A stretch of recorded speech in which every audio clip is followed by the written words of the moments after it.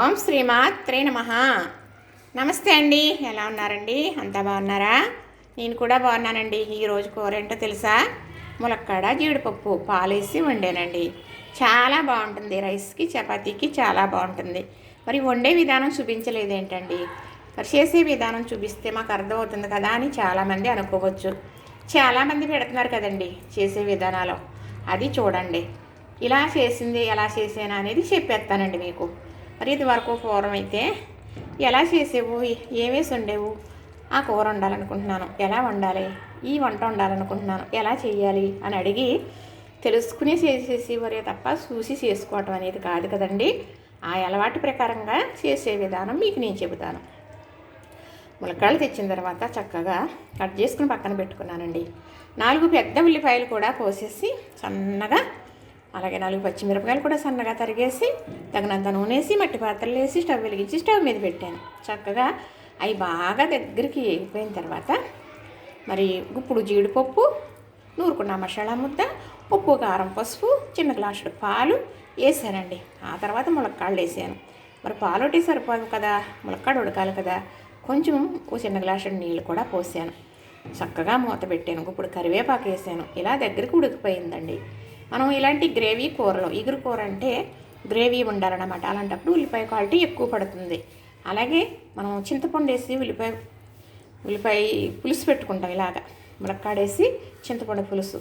అలాంటప్పుడు ఉల్లిపాయ ఇప్పుడు కూడా క్వాలిటీ ఎక్కువ వేసుకుని ఎర్రగా వేగిన తర్వాత పచ్చిమిర్చి గుత్తుగాయలుగా వేసి ములక్కాడ ముక్క వేసి పులుసు పెట్టుకున్నాం అనుకోండి, అది గుత్తంగా పెట్టుకోవాలి. గుత్తంగా అంటే దగ్గరగా వండుకోవాలని, నీరులాగా పులుసులాగా కాకుండా, పులుసు అయినప్పటికీ ఈగురైనప్పటికీ కూడా ఇలా వండుకోవడం వల్ల చక్కగా తిన్నది ఒంటి పడుతుందండి, ఒంటికి పడుతుంది. మరి చక్కగా చూసారా? చూస్తుంటేనే అబ్బా అనిపిస్తుందా?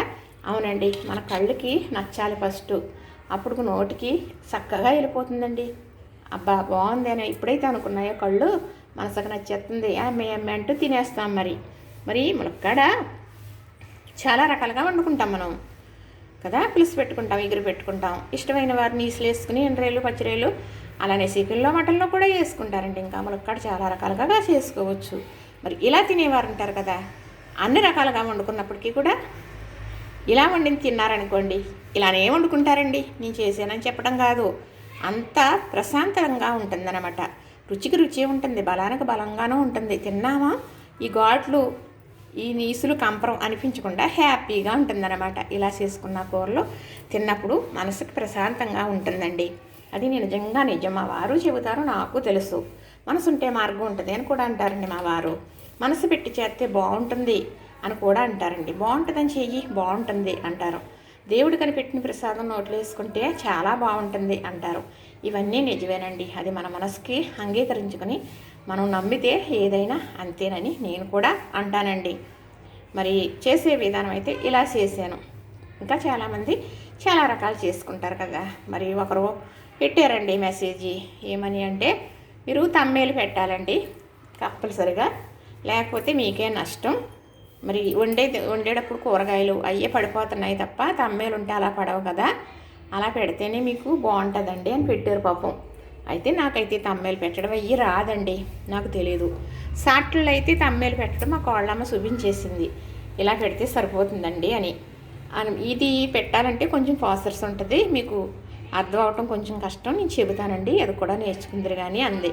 తను ఏరే చోట్లో ఉంటుంది, నేను ఏరే చోట ఉండటం వల్ల మరి మళ్ళీ ఆ అమ్మాయి దగ్గరికి నేను వెళ్ళినప్పుడు, నా దగ్గరికి వాళ్ళు వచ్చినప్పుడు చెప్పటం అవుతుంది అన్నమాట. తమ్మేలు నాకు రాదండి. ఈ సెల్ల గురించి నాకు అసలు తెలియదే వీడియోలు తీస్తూ ఉంటాను. కానీ ఏంటంటే పూర్వం ఇలా చేసుకునేవారు, ఇలా తినేవారు, ఆరోగ్యంగా ఉండేవారు. మరి పుల్లల పొయ్యి మీద వండుకునేవారు, మసాలా నూరుకుని వండుకునేవారు, ఇలాగ కదా అని నాకు చేస్తున్న దాన్ని కాబట్టి, పూర్వం అనుభవం నాకు తెలుసు కాబట్టి ఇలాగ ఇప్పుడు కూడా మనం చేసుకోవచ్చు. మనం నూరుకున్న మసాలా ముద్ద ఎలా ఉంటుందో అలానే మిక్సీలో చేసుకుని ఉంచుకోవచ్చు. అది అయిపోయేదాకా అప్పుడే నూరుకున్నట్టుగా ఉంటుందని అది చేసి చూపించడం, అయిపోయి లాస్ట్లో కూడా చూపించడం.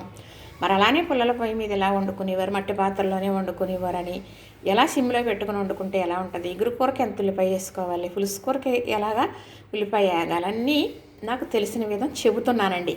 ఎందుకంటే తెలియాలి అని. ఏమీ లేదండి, ఇప్పుడు ఏదో వండుకు తింటే మనకి బాండ్ను దేని మీదో కోరిక ఉండిపోయిందనుకోండి, మనం ఏది చేసుకున్నా మనకి మనసుకి అంగీకరించదు.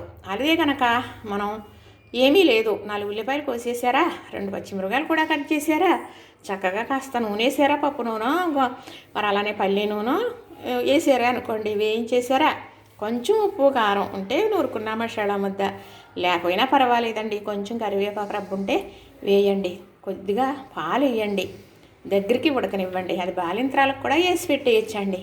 కమ్మగా చాలా బాగుంటుంది. కూర ఏమీ లేనప్పుడు మనం కూడా వండేసుకోవచ్చు అలాగా. ఏమంటే చేసుకోవాలనే మనసు ఉండాలి కానీ చాలా బాగుంటుందండి. అన్నిటిలోనే అలా వేస్తాం, అలా వేసిన దాంట్లో ఇంకోటి వేస్తాం కదా. కానీ ఏది చేసుకునేలాగా అది చేసుకుంటే, మనసు పెట్టి చేసుకుంటే అదే బాగుంటుందండి. ఇది నిజంగా నిజం. నాకు ఈ సెల్ల గురించి తెలియకుండా మరి ఇన్ని చెప్పాలి నాకు తెలిసిందని చెబుతున్నాను. కానీ మెసేజీలు తెలుగులో పెడతారనుకోండి, చూసేసుకుంటున్నాను. అదే కనుక వేరే మరి ఇంగ్లీష్లో హిందీ నాకు తెలియదు అంటే ఎవరికన్నా చూపించాలి. అలా చూపిస్తుంటే సెల్లో అగాధంలో పడిపోతున్నానండి. నాకు తెలియదు కాబట్టి ఇందులో రికార్డింగ్లు పెడతారు. మళ్ళీ ఆ రికార్డింగు వాళ్ళకి వెళ్ళిపోయేలాగా వాట్సాప్ కూడా పెట్టేసుకుంటారంట.